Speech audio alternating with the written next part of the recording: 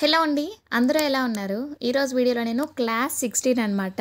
ఈరోజు ఒక మంచి రెసిపీని చూపించబోతున్నాను. చాలామంది వెయిట్ చేస్తున్న చాక్లెట్ గనాచ్ ఇంకా చాక్లెట్ ట్రఫుల్ రెసిపీ అనమాట. సో ఇవైతే పర్ఫెక్ట్ కొలతలు అనమాట. సో అంటే ఇది ఒక్క రేషియోయే కాదండి, ఇంకా చాలా ఉంటాయి. చాక్లెట్ గనాచ్ అంటే ఇది ఒక్క రేషియోతోనే ఖచ్చితంగా చెయ్యాలి అని అయితే అస్సలు ఉండదు. ఈ రేషియోతో చేసుకోవచ్చు, ఇంకొక రేషియోస్ కూడా ఉంటాయి. ఆ రేషియోస్ మీకు తర్వాత ఎప్పుడైనా చెప్తాను. కాకపోతే మీరు ఫస్ట్ టైం ట్రై చేస్తున్నట్టయితే మాత్రం ఈ రేషియోతో ఒకసారి ట్రై చేయండి, చాలా పర్ఫెక్ట్గా వస్తుంది. సో చాక్లెట్ గనాచ్ రెసిపీ ఇంకా చాక్లెట్ ట్రఫుల్ రెసిపీ అనేది నేను ఈ వీడియోలో షేర్ చేస్తాను. దానికోసం మనం ఫస్ట్ డార్క్ కాంపౌండ్ అయితే తీసుకోవాలండి. నేను ఇక్కడ 2M డార్క్ కాంపౌండ్ అయితే యూజ్ చేస్తున్నాను. ఇంతకుముందు మోడ్డే చూపించాను కదా, మోడ్డే కాకుండా నాకు ఇప్పుడు 2M దొరికిందనమాట. సో దీన్ని అయితే నేను చాలా చిన్న చిన్న పీసెస్గా పల్చగా కట్ చేసేసుకుంటున్నానండి చాక్తోని. సో మీరు కనుక అంటే పెద్ద పెద్ద లావుగా పీసెస్ అయితే కట్ చేసుకోవద్దు, అది మెల్ట్ అవ్వడానికి చాలా టైం పట్టేస్తుంది. నేనైతే ఇక్కడ డార్క్ కాంపౌండ్ని అంటే మెజర్ చేసి తీసుకుంటున్నాను. మీ దగ్గర మెజరింగ్ స్కేల్ లేదు అంటే మాత్రం కప్స్తో మెజర్ చేసుకోండి. అంటే 1 కప్ నేను ఇక్కడ మెజరింగ్ స్కేల్తోనే 100 గ్రామ్స్ 200 గ్రామ్స్ అలా తీసుకుంటున్నాను కదా, మీరు దానికి బదులుగా 1 కప్ 2 కప్స్ అలా అయితే తీసుకోండి, ఓకేనా. నేను ఇక్కడ కొంచెం ఎక్కువలోనే డార్క్ కాంపౌండ్ తీసుకుంటున్నాను. ఎందుకు అంటే ఈ వీడియో వచ్చేసి నేను అంటే ఈ రెసిపీస్ వచ్చేసి నేను డిసెంబర్ 31st చేసుకున్నాను అనమాట. మార్నింగ్ ఆ రోజు నాకు truffle cake orders, chocolate cake orders కూడా ఉన్నాయి కొంచెం. అందుకని చెప్పి నేను ట్రఫుల్ రెసిపీ, గనాచ్ రెసిపీ రెండు కూడా ఒకే రోజు చేసుకున్నాను. ముందు రోజు చేసుకోలేదండి, ఎందుకంటే ఆల్రెడీ నాది ఇంతకు ముందు గనాచ్ అనేది ఉంది అనమాట. సో అందుకని చెప్పి ముందుకు చేయలేదు. సర్లే ఎప్పటికప్పుడు చేసుకుంటే బెటర్ కదా అని చెప్పి అయితే నేను కొంచెం ఎక్కువ క్వాంటిటీలోనే చేసుకున్నాను ఈరోజు. సో మీరు కనుక ఇక్కడ చూస్తున్నట్టయితే ఫస్ట్ వచ్చేసి నేను చాక్లెట్ ట్రఫుల్ చూపిస్తున్నాను చూడండి. చాక్లెట్ ట్రఫుల్ అంటే మనం ఎక్స్ట్రాగా క్రీమ్ ఏమీ యూజ్ చేయకుండా కేక్లోని ఓన్లీ ట్రఫుల్తోనే ఫిల్లింగ్ కూడా చేస్తామండి. చాక్లెట్ లవర్స్ అయితే ఎవరైతే ఉంటారో వాళ్ళకి ఈ కేక్ అయితే చాక్లెట్ ట్రఫుల్ అయితే చాలా బాగా నచ్చుతుంది అనమాట. నేను ఇక్కడ డార్క్ కాంపౌండ్ వచ్చేసి 400 గ్రామ్స్ అయితే తీసుకున్నానండి. 400 గ్రామ్స్ డార్క్ కాంపౌండ్ తీసుకున్నాను.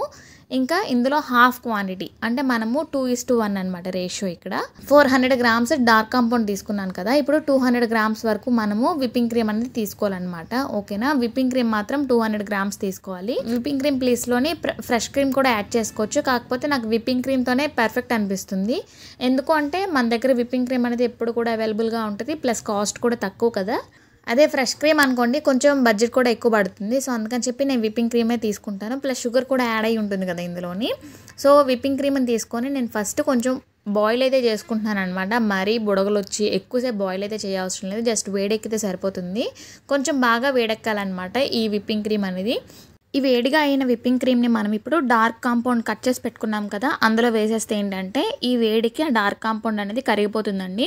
ఒకవేళ అందులో వేసినా కూడా కరగలేదు అంటే మాత్రం మనం విప్పింగ్ క్రీమ్ యాడ్ చేసేసిన తర్వాత కిందకు వెళ్ళిపోతుంది కదా విప్పింగ్ క్రీమ్, అప్పుడు మనం డైరెక్ట్గా ఫ్లేమ్ మీద పెట్టేసుకోవచ్చు. లేదు అంటే మాత్రం మైక్రోవేవ్లో పెట్టుకోవచ్చు అనమాట. లేదు అంటే డబల్ బాయిలింగ్ ప్రాసెస్లోని ఈ 3 మెథడ్స్లో మనము ఈ ట్రఫుల్ క్రీమ్ కానీ చాక్లెట్ గనాచ్ కానీ చాక్లెట్ని కానీ మెల్ట్ చేసుకోవచ్చు అనమాట ఈ 3 టైప్స్లోని. ఇప్పుడు నేనైతే వేడి చేసుకున్న విప్పింగ్ క్రీమ్ని డార్క్ కాంపౌండ్లో వేసేసుకుంటున్నాను కదా.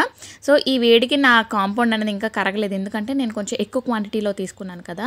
సో ఒక 1 మినిట్ వరకు సైడ్కి పెట్టుకోవాలి ఫస్ట్. అప్పటికి కరగకపోతే మాత్రం మనం స్టవ్ మీద పెట్టేసుకోవాలి. సో ఇప్పుడు మీరు చూసినట్టయితే అదే తక్కువ క్వాంటిటీ అనుకోండి, ఆ వేడికి కరిగిపోతుంది. లేదు అంటే మీరు బాగా తురిమేసుకోవాలన్నమాట, చాలా పల్చగా తురుముకుంటే ఏంటంటే త్వరగా ఈ వేడికి సరిపోతుంది అనమాట, కరిగిపోతుంది. ఇప్పుడు నాకు ఇంకా కరగలేదు కాబట్టి నేను స్టవ్ మీద పెట్టేసుకొని ఖచ్చితంగా సిమ్లోనే పెట్టుకోవాలండి. లేదు అంటే మాత్రం ఈ ఫ్లేమ్కి డార్క్ కాంపౌండ్ మాడిపోయి ఈ ట్రఫుల్ రెసిపీ టేస్ట్ అనేది చాలా మారిపోతుంది అనమాట. సో మనకి టేస్ట్ అనేది మనం చేసిన దాంట్లోనే ఉంటుందండి. సో అందరూ ఈ రెసిపీ చేస్తారు, కాకపోతే ఒక్కొక్కరి రెసిపీ టేస్ట్ అనేది ఒక్కొక్కలా ఉంటుంది. సో నేను చేసిన రెసిపీ మాత్రం చాలా టేస్టీగా ఉంటుంది, ఒకసారి మీరు ట్రై చేయండి. కాకపోతే కొలతలు అవన్నీ కూడా ఇలానే తీసుకొని ట్రై చేయండి, చాలా టేస్టీగా ఉంటుంది. ఇందులో నేను బటర్ అయితే యాడ్ చేస్తున్నానండి. నేనైతే అన్సాల్టెడ్ బటర్ యాడ్ చేస్తున్నాను, నా దగ్గర ఇది అవైలబుల్గా ఉంది.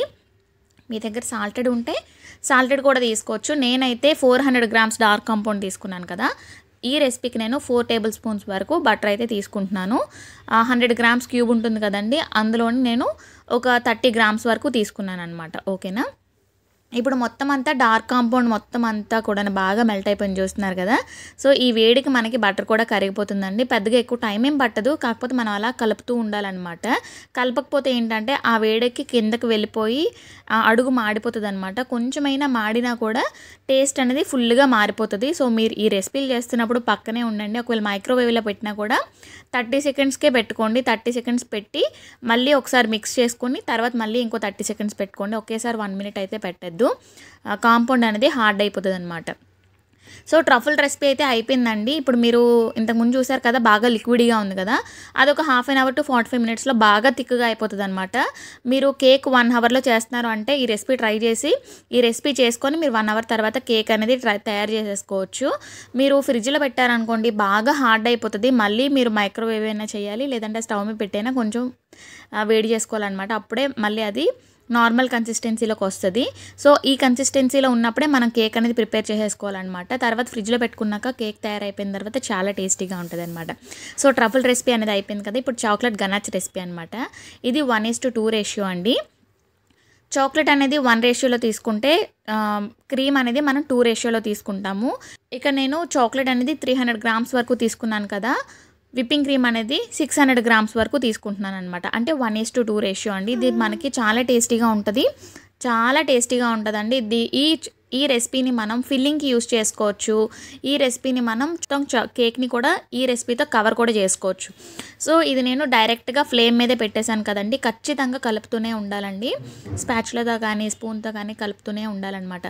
లేదు అంటే చెప్పినట్టు డార్క్ కాంపౌండ్ కిందకు వెళ్ళిపోయి మాడిపోతుంది అనమాట. టేస్ట్ అనేది ఫుల్గా చేంజ్ అయిపోతుంది. ఇందులో నేను 3 టేబుల్ స్పూన్స్ వరకు బటర్ అనేది యాడ్ చేసుకున్నానండి. మీరు కనుక చూసినట్టయితే అలా కలుపుతూ ఉండాలన్నమాట. కలుపుతూ ఉంటే డార్క్ కాంపౌండ్ మెల్ట్ అయిన తర్వాత మనకి మంచి కలర్ అనేది వస్తుంది అనమాట. సో మీరు కనుక చూసినట్టయితే డార్క్ కాంపౌండ్ అనేది ఫుల్గా మొత్తం మెల్ట్ అయిపోయిన తర్వాత బాగా లిక్విడ్గా ఉంటుందండి వేడిగా ఉన్నప్పుడు. ఇది కొంచెం చల్లగా అయిన తర్వాత కొంచెం మనకి కావాల్సిన కన్సిస్టెన్సీలోకి వస్తుంది అనమాట. సో చాలా టేస్టీగా ఉంటుంది. ఇది పర్ఫెక్ట్ రేషియో అండి. మీరు కూడా ఎవరైనా ట్రై చేయాలి అనుకుంటే మాత్రం ఖచ్చితంగా ట్రై చేసి ఎలా వచ్చిందో నాకు కామెంట్ సెక్షన్లో చెప్పేయండి.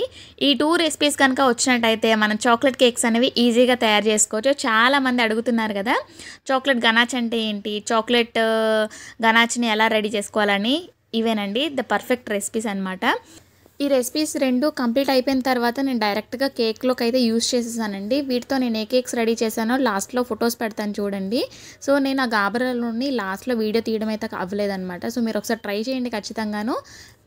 ఇది పర్ఫెక్ట్గా వస్తుంది అనమాట. వేడి మీద ఉన్నప్పుడు కొంచెం బాగా లిక్విడ్గా ఉంటుంది, అది బాగా కూల్ అయిపోయిన తర్వాత మనకు నచ్చిన కన్సిస్టెన్సీలోకి అయితే వస్తుంది అనమాట. ట్రఫుల్ రెసిపీ కంప్లీట్ అయిపోయిన తర్వాత 15 మినిట్స్ టు 10 మినిట్స్కి ఈ కన్సిస్టెన్సీలోకి వచ్చిందనమాట. సో కొంచెం థిక్ అయింది కదా, ఇంకొక హాఫ్ అన్ అవర్ కానీ అయినట్టయితే బాగా థిక్ అయిపోతుంది. దాంతో మనం కేక్ అనేది డెకరేట్ చేసేసుకోవచ్చు. మనము 1:2 రేషియోలో తీసుకున్న చాక్లెట్ గనాచ్ ఉంది కదండి. సో ఆ చాక్లెట్ గనాచ్తో మనము కేక్స్కి ఇలా డ్రిప్పింగ్స్ లాగా తయారు చేసుకోవచ్చు అనమాట.